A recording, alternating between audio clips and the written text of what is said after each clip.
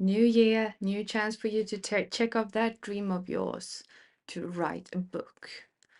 But how do you even start writing? And how do you unlock your creativity? In this video, I wanted to talk about how you can start writing. Writing is a powerful form of self-expression that lets you share your thoughts, stories, and ideas with the world. Whether you dream of crafting the next best-selling novel, if you want to write essays, or if you just want to write for, for self-expression, it doesn't matter because the journey still begins with the same first steps. I actually saw that this question was trending here on YouTube and on Google, and that is why I thought I'd make a video to share my thoughts on, how I started writing. And for those of you who don't know me, my name is Natalie. I'm an author and I have been writing for more than 10 years. I also have a background as a communication specialist and my day job is in digital marketing. So before we dive into the technicalities of writing, think about what actually fuels you and why you want to write. Because passion and like having some kind of fuel is very important when you start out writing. So what kind of genre interests you, or what do you want to write? Take some time to reflect on your interests, like what are your hobbies, what excites you, and what subjects captures your curiosity, because these are things that will genuinely shine through when it comes to your writing. And another great advice is to actually start small.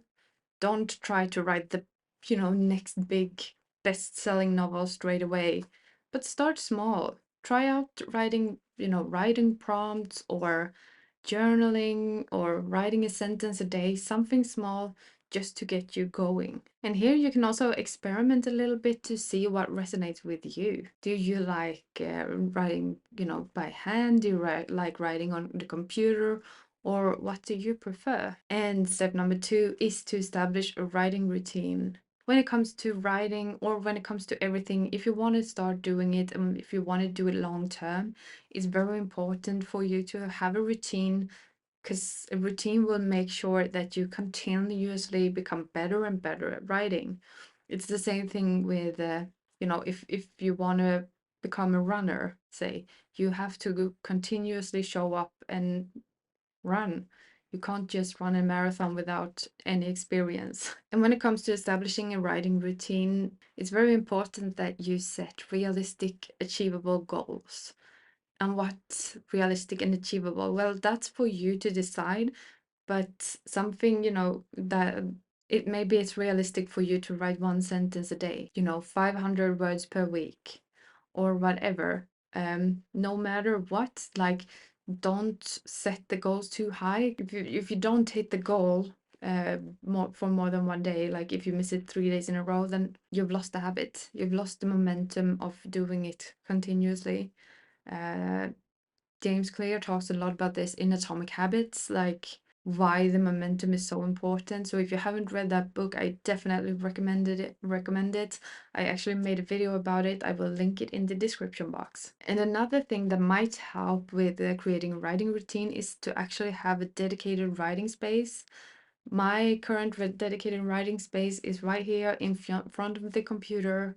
I sit here every morning. I close the door so that my partner can, do his work and whatever in a separate room and I don't get disturbed, which, it helps me go into instant flow and I just start writing. I just start working. It's perfect. Something you may experience when you start writing is writer's block. Overcoming writer's block requires patience and a willingness for you to try different strategies and be willing to experiment and try different things. Here are a couple techniques that you can try if you get writer's block. So one way to do it is to try free writing. Free writing is, what it sounds like. You just put a timer on maybe 5 to 10 minutes and start writing about anything. And if you don't know what to write about that. I don't know what to write. I don't know what to write. I don't know what to write. Or write about, I don't know, free writing, whatever. I've used this technique quite a bit, especially like sometimes I use it as a warm-up exercise for me to just get into flow. It works really, really well. So definitely recommend it. And another thing you can try if you feel stuck is to change your environment. So let's say you always sit at home and write, try going to the library or try going to a cafe. By changing the scenery or where you sit down and write, this might actually snap you out of it. Another thing you can try is, try writing in a different way. Try dictating to your phone or writing by hand or, I don't know, buy an old typewriter and see what happens. Having an outline for my writing, like having a plan, that really helps me to avoid writer's block.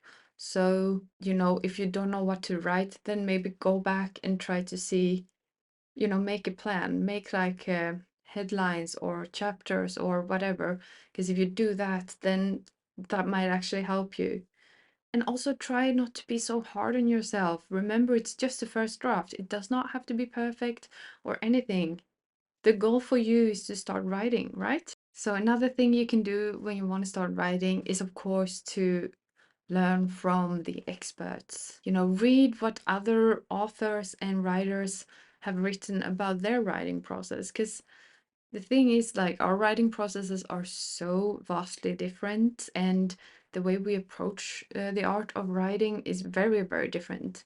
For me, it's all about habits and routines and, small wins and doing it consistently. But for other people, the process can be completely different. And that is why, do research and read authors' essays and autobiographies and stuff like that. And also try joining a writer community.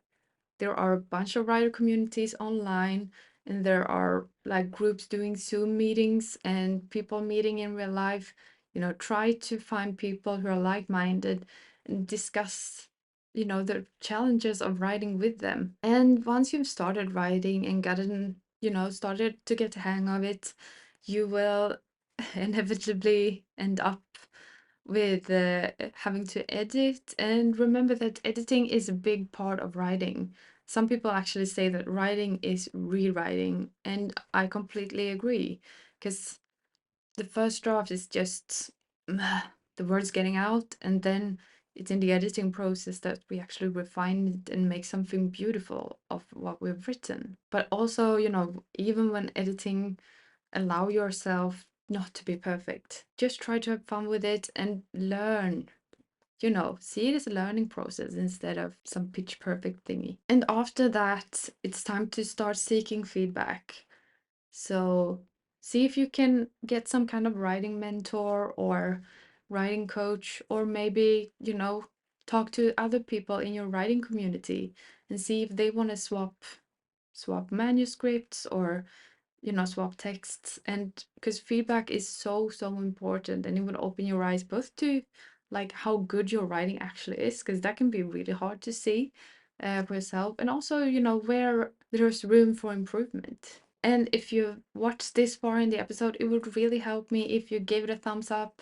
And if you want to see more content like this, please subscribe to my channel. So to conclude this episode, starting to write can seem quite hard at the beginning, but it does not have to be. Start with small steps and, just make sure to write consistently. Remember, it's a learning opportunity. It does not have to be perfect. And have fun with it and just do it. Don't overanalyze, try to get inspired by others. And remember that every writer's journey is unique, so my way of writing may not fit you, but then, find some other mentor out there who can teach you how to write. And the most important step is the one you're actually taking today, to do some research on how to start writing. Thank you so much for watching. I will talk to you soon.